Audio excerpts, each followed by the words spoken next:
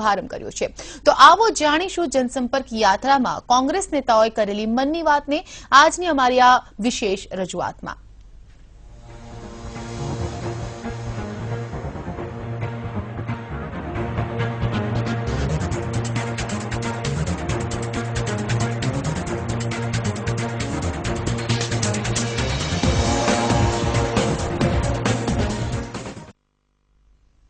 કોંગ્રેસ દ્વારા જનસંપર્ક યાત્રાની શરૂઆત કરવામાં આવી છે, ત્યારે ઈટીવી ન્યૂઝ ગુજરાતીના એડિટર રાહુલ સિંહ દ્વારા કોંગ્રેસના માંધાતાઓની મુલાકાત ખાસ રહી।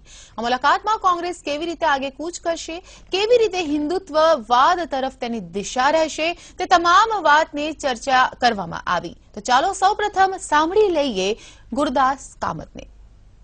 આજે આ શરૂઆત થઈ રહી છે કોંગ્રેસની જનસંપર્ક ગુજરાત સાથે।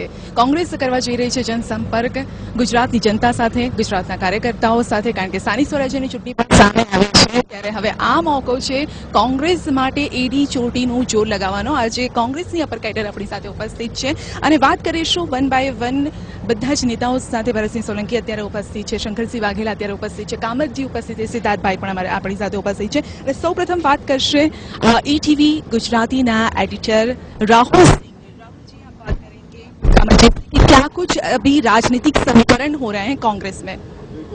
संध्या जी, जिस तरह से समीकरण यहाँ पे दिखाई दे रहे हैं, आज जो अंबाजी में यात्रा शुरू की है, कांग्रेस ने अपने अभियान की शुरुआत की है। कामत जी से वही बात हो रही थी मेरी कि कामत जी, जिस तरह से यहाँ पे यात्रा शुरुआत आज हुई है और अंबाजी मंदिर से हुई है, तो कहीं ना कहीं कांग्रेस का एक धड़ा ये मानता था कि प्रो मुस्लिम इमेज की होने की वजह से कांग्रेस को बड़ा नुकसान हुआ है। तो ये क्या एक चेहरा बदलने की कवायद के रूप में इसको देखा जा रहा है।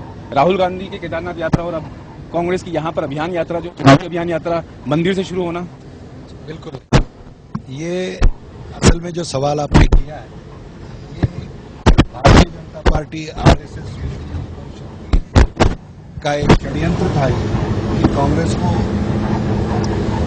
एक सीमित ढंग से किसी एक वर्ग के साथ, किसी एक जात, एक धर्म के साथ ही जोड़ना, ये उनकी सोची समझी बहुत बड़ी साजिश थी, जो पिछले लोकसभा के चुनाव के दौरान दिखाई दिया। तो आपको लगता है मतलब बीजेपी उसमें सफल हो गई थी? हमारी नहीं, बीजेपी तो खोखले आश्वासन और झूठे प्रचार में यशस्वी हो गई, वो तो हम मानते ही है।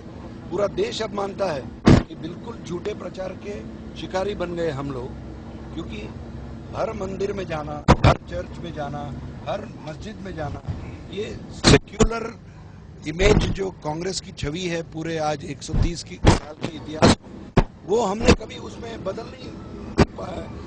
न बदलना चाहा है, न हम बदलेंगे। इंसिडेंटल बता रहे हैं कि इंसिडेंटल ये है, लेकिन क्या इससे कुछ फायदा होगा, कुछ फायदा मिलेगा इसको? आपको लगता है? पालनपुर से अहमदाबाद तक का ये रास्ता अपनाया पहले स्तर पे।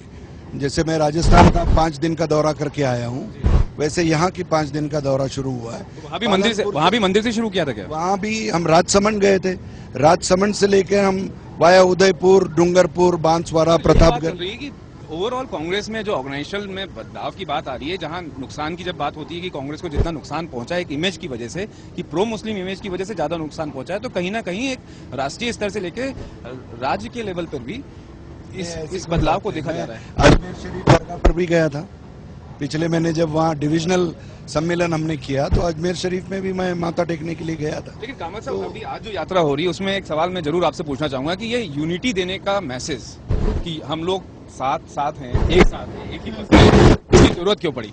जरूरत क्या है? ये पार्टी के सारे जिम्मेदार नेता है, जाने माने नेता है गुजरात के, स्वाभाविक है, इनसे भी अपेक्षा है कि सारे, जब नया अध्यक्ष आया है गुजरात की बागडोर संभालने के लिए, जिस पर पूरा आला कमान ने भरोसा दिखाया है, यही उम्मीद रखते हैं कि सारे नेता उसको स्वीकारे, सारे नेता उसको सहयोग दे, सारे नेता साथ मिलकर सभी पार्टी के कार्यक्रमों में दिखाई दे और उनका आशीर्वाद पूरे कांग्रेस जनों के माध्यम से लोगों तक पहुंचने का कोशिश हमारी जो हुई है वो यशस्वी दिख रही है। सभी साथ में, तो इसमें कोई गुनाह तो है नहीं। इसका फायदा मिलेगा? सारे बड़े नेता एक साथ जाएंगे तो इसका फायदा मिलेगा। राहुल गांधी जी की यही अपेक्षा रहती है सभी कांग्रेस जनों से कि सारे राज्यों में मतभेद मिटाकर, हमेशा का कहना है, ये कोई चुनावी दृष्टिकोण से नहीं, हमेशा की ये बात रहती है कि सारे नेता एक दूसरे की इज्जत करें, जो अध्यक्ष चुना जाता है उसकी इज्जत करे, उसके नेतृत्व को स्वीकारे और उसके मार्गदर्शन में पूरे बागडोर उसको संभालने के लिए पूरा सहयोग दे, ताकि हर राज्य में इस तरह की कार्रवाई अगर हो तो यश प्राप्ति में आसानी हो जाती है। लेकिन कामत जी, एक चीज हमने देखी है कि कांग्रेस में जितने नेता उतने गुट है, नेता ज्यादा है कार्यकर्ता कम है, इसको कैसे आप बुलाएंगे? देखिए, जितनी बड़ी पार्टी रहती है उतने ज्यादा नेता रहते हैं और हर एक के अपने अपने विचार रहते हैं, लेकिन कोशिश हमेशा नेताओं की ये रहती है कि वो साथ मिलकर एक दृष्टिकोण, एक विचारधारा पर विश्वास रख के किस तरह से हम संगठन को ताकत दें और लोगों का विश्वास जीतने का प्रयास करें। इसका फायदा मिलेगा क्योंकि एक साथ आप बड़ा कैडर जो है एक साथ दिख रहा है, तो ये रिफ्लेक्ट करेगा लोगों पर, कार्यकर्ताओं पर। उम्मीद यही है जी, मुझे पूरा भरोसा है। जी। देखिए, गुटबाजी हर पार्टी में ये सवाल है, हर पार्टी की समस्या है, लेकिन यहाँ क्या होता है कि गुटबाजी की वजह से जो खराब उम्मीदवार सामने आते हैं इलेक्शन के समय, उससे सबसे बड़ा नुकसान होता है। इससे कैसे आप निपटेंगे? आज जब सभी लोग साथ में दिख रहे हैं, माँ अंबा जी के पास सभी ने संकल्प लिया है कि गुजरात की जनता को न्याय मिलेगा, सारी वो तमाम सुविधाएं मिलेगी जो उनका अधिकार बनता है, तो मैं समझता हूँ सारे लोग अपना पर्सनल ईगो या पर्सनल एम्बिशन छोड़कर पार्टी का हित और प्रदेश के अध्यक्ष में विश्वास, इसी के साथ आगे चलेंगे और लोगों का विश्वास जीतने में कामयाब होंगे। जी, कामत जी, विश्वास कांग्रेस को अपने आप पर है या फिर मोदी को दिल्ली भेज दिया, मोदी जी दिल्ली में है इसलिए विश्वास और बढ़ा, आनंदीबेन के राज में अब वो विश्वास और भी ज्यादा बढ़ा है क्या? वैसे मेरे ख्याल से गुजरात के अलावा वो गुजरात छोड़कर खुद जाना पसंद किया उन्होंने, किसी ने जबरदस्ती भेजा नहीं है उनको। रात दिन जो सपना ही देखता बैठा था मोदी, आज जो चाहिए वो सवाल तो यही है ना कि झूठा प्रचार, यहाँ स्टेट में आपको फायदा, ढोंगी प्रचार करके, झूठे आश्वासन दिखा के लोगों को ऐसे सपने दिखाए जो कभी वो पूरा करना ही नहीं चाहता था। वो जहां पर जाना चाहता था वहां गए हैं।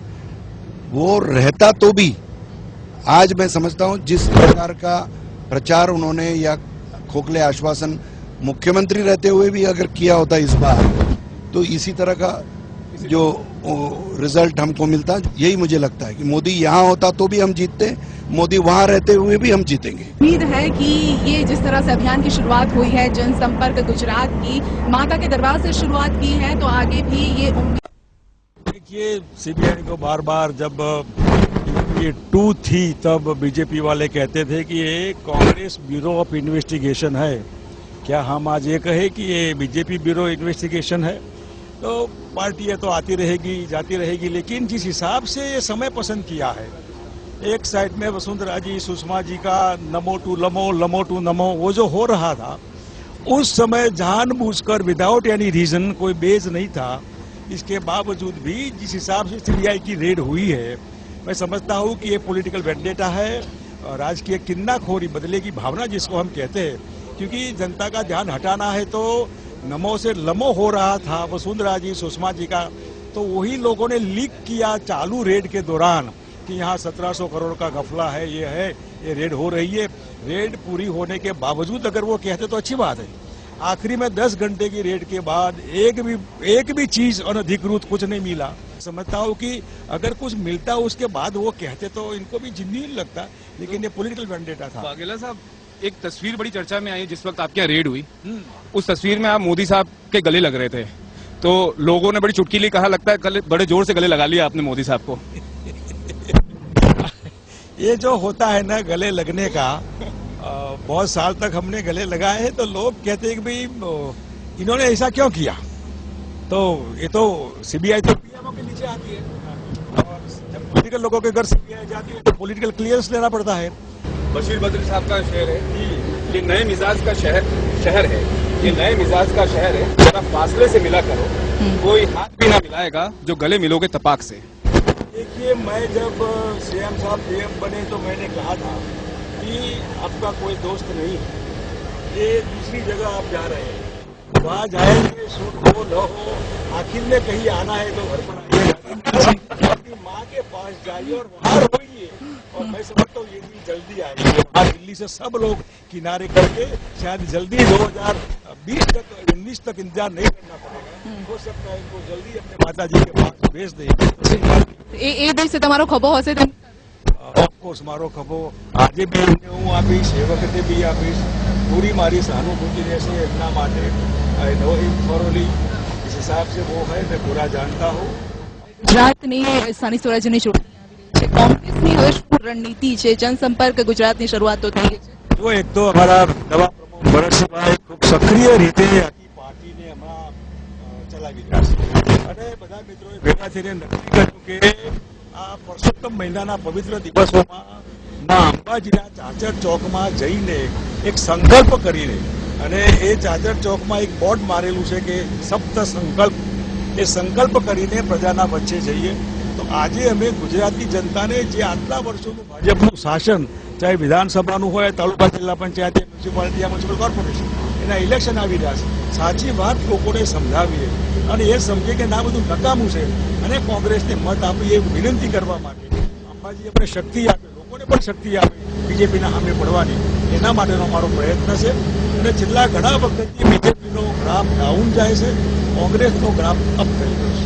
જ્યાં જઈએ ત્યાં લોકો એટલી બધી ફરિયાદ કરતા હોય છે કે આ તો કોઈ સરકાર છે, એમ કે આ તો કોઈ મ્યુનિસિપાલિટી છે, આ તાલુકા પંચાયત, બધે કરપ્શન કરપ્શન કરપ્શન. તો ભ્રષ્ટાચારના બોર્ડિંગથી ભાજપનો ભાર વધી ગયો છે. હું માનું છું કે આ સત્તાથી દૂર કરીને પ્રજા, મતદારો એમનો આ શાસનનો ભાર દૂર કરશે. પરંતુ જે રીતે સીમાંકન થયું છે, સીમાંકનનો લાભ કોને મળશે, બીજેપી કે કોંગ્રેસ? સીમાંકન કરવા જ જેવું છે. એ આમ બી કાપે ને આમ બી કાપે, ક્યાંક કોંग्रेस भी कापे, क्या बीजेपी ने कापे. आर्टिफिशियल मार्केटिंग वो रिबाउंड होता है. अभी बीजेपी को रिबाउंड हो रहा है. इतना मार्केटिंग सब जगह, सोशल मीडिया, ये वो. अब वही चीज, वही साधन, वही शस्त्र इनके विरोध में जा रहा है. अब जवाब दीजिए, और जवाब देने की इनके पास कोई है ही नहीं. एक साल का हिसाब आप मेरे को दीजिए. કોંગ્રેસે જ આ રીતે વાત કરી છે કે વન મેન આર્મી છે મોદી, તો વન મેન આર્મી જે રીતે બીજેપીમાં છે, કોંગ્રેસમાં શા માટે નથી? ને જ્યારે હવે રાહુલ ગાંધીને આગળ કરવામાં આવી રહ્યા છે ત્યારે કોંગ્રેસમાં જ કેમ વાંધા વચકા જોવા મળે છે? देखिए, कांग्रेस में वन मैन आर्मी એવું નહીં, પાર્ટી પ્રેસિડેન્ટ જે છે એ પાર્ટી પ્રેસિડેન્ટ સોનિયાજી છે, તો અત્યારે સોનિયાજી જે કે પ્રમાણે આખી પાર્ટીમાં છે. આવતીકાલે રાહુલ ગાંધી પાર્ટીના પ્રમુખ બનશે તો આખો દેશ કોંગ્રેસનો એ પ્રમુખ જે છે એ પ્રમાણે એમની વાત માની ચાલશે. અને અંતમાં શું કહેશો, હવે આગળનું નેક્સ્ટ સ્ટેપ શું હશે કોંગ્રેસનું? બસ ગુજરાતની પ્રજા પર ભરોસો રાખીને માતા અંબાજીના આશીર્વાદ લીધે નીકળ્યા છે, સારું પરિણામ આપે. અને આ ભાજપનું શાસન ઘણા વર્ષોથી એટલું ફિટ થઈ ગયું છે, જેમને વહેમ છે કે અમે જ છીએ, બસ દુનિયામાં કોઈ છે જ નહીં, વિરોધ પક્ષ છે જ નહીં, તો આ એમની આ શાન ઠેકાણે લાવે લોકો, मतदारों, एवी अपील मतदारों ने हमें करी है. अच्छा, ईमानदारी से बताइए वाघेला साहब, इतनी राजनीति देख ली आपने, जी, इस बार जो हो रहा है, जिस तरह से आप लोग बस में जा रहे हैं, सारे नेता एक साथ मिल रहे हैं, क्या सही में ईमानदारी से काम चल रहा है कि मतलब क्या इसका ये पब्लिक जो है ना, मतदार मालिक बोलते हैं आपके हमारे सबके, और मतदार जो है वो अगर मालिक है तो सबको सीधा कर देते हैं, चाहे कांग्रेस हो या बीजेपी हो. हम भी हवा में थे है तो रास्ता दिखा दिया, ये भी हवा में है तो रास्ता दिखा देंगे. તો હતા શંકરસિંહ વાઘેલાજી, જેઓ વિપક્ષના નેતા છે, અને તેમનું એ જ કહેવું છે કે બીજેપી અત્યારે હવામાં છે અને કોંગ્રેસ એ જમીની સ્તર પર કામ કરી રહી છે, અને જેની શરૂઆત તેઓએ જનસંપર્ક ગુજરાત કરી રહી છે, જેનો ફાયદો તેમને ચોક્કસ મળશે આવનારી સ્થાનિક સ્વરાજ્યની ચૂંટણીમાં. તો આ સંપર્ક યાત્રાની શરૂઆત સમયે કોંગ્રેસના પ્રમુખ ભરતસિંહ સોલંકી સાથે પણ વાત કરવામાં આવી, ત્યારે ફરજિયાત મતદાનનો કેટલો લાભ કે કેટલો ગેરલાભ કોંગ્રેસને થશે, તેમજ કોંગ્રેસના જૂથવાદ અંગે ભરતસિંહ સોલંકીએ પોતાની પ્રતિક્રિયાઓ આપવાની સાથે જ કોંગ્રેસની રણનીતિ વિશે પણ જણાવ્યું. કોંગ્રેસ હવે કાર્યકર્તાઓ અને જનતામાં પ્રાણ ફૂંકવા જઈ રહી છે, કારણ કે જે રીતે કોંગ્રેસના પ્રમુખ માળખામાં પણ ફેર આવ્યો છે. આપણી સાથે તેના ઉપસ્થિત છે ભરતસિંહ સોલંકી, પ્રદેશ કોંગ્રેસ પ્રમુખ છે, તેમની સાથે આપણે વાત કરીએ કે જે રીતે જનસંપર્ક અભિયાનની શરૂઆત કરવા જઈ રહ્યા છે, શું રણનીતિ શું હશે સર? જે રીતે ભારતીય જનતા પાર્ટીનું શાસન ગુજરાતમાં છેલ્લા કેટલાય વર્ષોથી ચાલી રહ્યું છે, ગુજરાતમાં ખાસ કરીને મધ્યમ વર્ગે ભારતીય જનતા પાર્ટીને ખોબે ખોબે મત આપ્યા, ભરપૂર ટેક્સ આપ્યો, રાજ્યની તિજોરીમાં 1,10,000 કરોડ રૂપિયા જેટલી માતબર રકમ આવી, અને એની ઉપરાંત ભારતીય જનતા પાર્ટીને મત તો આપ્યા જ, પરંતુ 500 કરોડ રૂપિયા જેટલું ચૂંટણી ફંડ પણ ભારતીય જનતા પાર્ટીને ગુજરાતની મધ્યમ વર્ગની પ્રજાએ આપ્યું. આ મધ્યમ વર્ગ, ગરીબ વર્ગ, સામાન્ય વર્ગ, આમ આદમી બધાનો જ દ્રોહ કરીને ભારતીય જનતા પાર્ટીની સ્વાર્થી, ભ્રષ્ટાચારી અને અહંકારી સરકાર છેલ્લા કેટલાય વર્ષોથી ગુજરાતમાં રાજ કરી રહી છે, ત્યારે ગુજરાતની કોંગ્રેસ પ્રજાનો અવાજ બની રહે એ માટે ગુજરાતનું પ્રદેશનું कार्यक्रम संगठन काम કરી રહ્યું છે। भरत भाई, ये बड़ा फर्क देखा जाता है कांग्रेस और बीजेपी के बीच में। कांग्रेस के पास वो कैडर बेस नहीं है, कार्यकर्ताओं की कमी है। बीजेपी की दूसरी तरफ देखिए, बड़ी ही ऑर्गेनाइज पार्टी है, एक लंबा चौड़ा कैडर बेस है उनके पास। तो कहीं ना कहीं एक बड़ी चुनौती के रूप में सामने ये आया है, आप उससे कैसे निपटेंगे? આપની વાત સાચી છે, ભલે ભારતીય જનતા પાર્ટી પાસે કેડર હોય, પણ આજે તો ભારતીય જનતા પાર્ટીની કેડર પણ થાકી ગઈ છે, કારણ કે વહીવટમાં જે લોકો બેઠા છે એ સ્વાર્થી, ભ્રષ્ટાચારી અને અહંકારી છે। ત્યારે કોંગ્રેસના સંગઠનને મજબૂત બનાવવા માટે ઓલ ઇન્ડિયા કોંગ્રેસના અધ્યક્ષા આદરણીય સોનિયાજી, રાહુલજી, ગુરદાસ કામતજી, અમારા સીએલપી લીડર શંકરસિંહજી અને અમારા કોંગ્રેસના તમામ આગેવાનો સાથે મળીને રણનીતિ ઘડી કાઢી છે। संध्या जी, भरत भाई को जो है ना कांग्रेस में हेडमास्टर के रूप में देखा जाता है। इनको बोला था कि कांग्रेस के हेडमास्टर नहीं है, लेकिन सबसे बड़ा सवाल इनके साथ ये है कि इस पूरी कांग्रेस में जो बच्चे हैं उनमें आपस में पट्टी नहीं है। क्लास में जो क्लासमेट्स हैं उनमें आपस में पट्टी नहीं है, गुटबाजी कहीं ना कहीं गुटबाजी देखने ज्यादा को है। मिल रही है। तो कहीं ना कहीं उनको एक क्लास में रखना, एक प्लेटफॉर्म पर बनाए रखना बड़ा चुनौती वाला काम है। जी, और सर मैं एग्जांपल देना चाहूंगी राजकोट का, जिस तरह से राजकोट में सौराष्ट्र में गुटबाजी सामने आई है, उसको लेकर आप क्या कहेंगे कि गुटबाजी को आप किनारे पे तो नहीं रख सकते? જે રીતની વાત થઈ રહી છે, મોટે ભાગે આ વાતો ફેલાવવામાં આવે છે। પહેલા શરૂઆત કરી તો કે ખામખિયારીની વાત કરી અને कैमरे पर आकर के बोल रहे हैं। शंकर सिंह वाघेला जी धमकी दे रहे हैं कि कांग्रेस छोड़ दो, जिसको नहीं रहना है उसमें। શંકરસિંહજી વાઘેલાએ કોઈને ધમકી આપી નથી। એમણે એમ કહ્યું છે કે કોંગ્રેસમાં રહીને કોંગ્રેસનું કામ કરો, કોંગ્રેસની નીતિ રીતિ પ્રમાણે કાર્યક્રમ કરો। રહ્યો સવાલ રાજકોટનો, જે પ્રશ્ન આપે વેધક સવાલ પૂછ્યો છે। और आखिरी प्रश्न है भरत भाई, ये कंपलसरी वोटिंग का जो मुद्दा है, तो ऐसा लगता है कि कांग्रेस को लेकर के कोई ठोस स्टैंड नहीं ले पाई है और नगरीय निकाय चुनाव में आंधी बहन जो है कंपलसरी वोटिंग करवाने जा रही है। तो इससे आपको क्या लगता है, ये कंपलसरी वोटिंग अगर लागू होती है तो इससे कांग्रेस को फायदा होगा या नुकसान? કમ્પલસરી વોટિંગનો વિધાનસભામાં કોંગ્રેસ પક્ષે વિરોધ કર્યો છે, બહાર પણ અમે આગેવાનોએ વિરોધ કર્યો છે અને મુદ્દા દર્શાવ્યા છે કે ભલે તમે 100% વોટિંગ કરાવવા માટે કમ્પલસરી વોટિંગ કરાવો, પણ એને માટેનું ઇન્ફ્રાસ્ટ્રક્ચર, એને માટેની વ્યવસ્થા, એને માટેનો સમય, બૂથ જેટલી વ્યવસ્થા, એ ગોઠવણી કરવામાં આવે। અને મૂળ વાત એ છે કે ગુજરાતી વ્યાપારી છે, દેશ દેશાવરમાં ફરતો હરતો હોય, ફક્ત વોટ આપવા માટે જ એવા વેપારીઓને પણ પાછા ગુજરાતમાં આવવું પડે, નોકરી ધંધા માટે ગયેલા લોકોને પણ બહાર આવવું પડે। અને એના કરતા મોટી વાત એ છે કે ગુજરાતના કેટલાય સેંકડો ગામડાઓના પ્રજાના પ્રશ્નો, પાણીના પ્રશ્નો, રસ્તાના, ગટરના, એનાથી પ્રજા આ ભારતીય જનતા પાર્ટીની સરકારથી કંટાળીને વોટ નથી આપવા માંગતી, એ પોતાના મૂળભૂત અધિકારને વળગી રહેવા માંગે છે। અને એટલા માટે અમે કહીએ છીએ કે પૂરી તૈયારી અને વ્યવસ્થા હોય તો જ તમે કમ્પલસરી વોટિંગ કરી શકો। વિશ્વના બીજા દેશો, નેધરલેન્ડ અને બીજા દેશોમાં જ્યારે આ વ્યવસ્થા કરવામાં આવી હતી, એ ફેલ જવાને લીધે આ વ્યવસ્થાને ત્યાં પણ પાછી લેવામાં આવી હતી। તો શું લાગે છે, વ્યવસ્થા સફળ થશે કે નહીં થાય? આ વ્યવસ્થા બિલકુલ સફળ થશે નહીં, કારણ કે એમાં પૂરી જોગવાઈ પણ નથી અને મતદાર એની માટેની વ્યવસ્થાઓ ગોઠવવાની સહેજ પણ જવાબદારી રાજ્ય સરકાર લેતી નથી। હતા ભરતસિંહ સોલંકી જેઓ કહી રહ્યા હતા કે રાજ્ય સરકાર નિષ્ફળ જવાની છે, કારણ કે જે રીતે કમ્પલસરી વોટિંગની વાત થઈ રહી છે, બીજા ઘણા બધા પ્રશ્નો તેઓ ઉઠાવ્યા છે। જોવાનું એ રહે છે જે જનસંપર્ક ગુજરાત જે શરૂઆત થયો છે માના દરબારથી, તે ક્યાં સુધી પહોંચે છે, આ જનસંપર્ક લોકો સુધી પહોંચે છે કે બસ ત્યાં જઈને જ અટકી જાય છે? તો કોંગ્રેસના ટોચના અન્ય એક નેતા પણ આપણી સાથે ત્યારે ઉપસ્થિત છે, સજ્જનસિંહ વર્માજી। તેમને પૂછીશું કે હવે આજે જનસંપર્ક ગુજરાતની શરૂઆત થઈ છે તે વિશે તેમનું શું કહેવું છે। આપણી સાથે ઉપસ્થિત છે સજ્જનસિંહ વર્માજી, તેમની સાથે વાત કરશે ગુજરાત ETVના એડિટર રાहुल सिंह जी। सज्जन भाई, थैंक यू संध्या।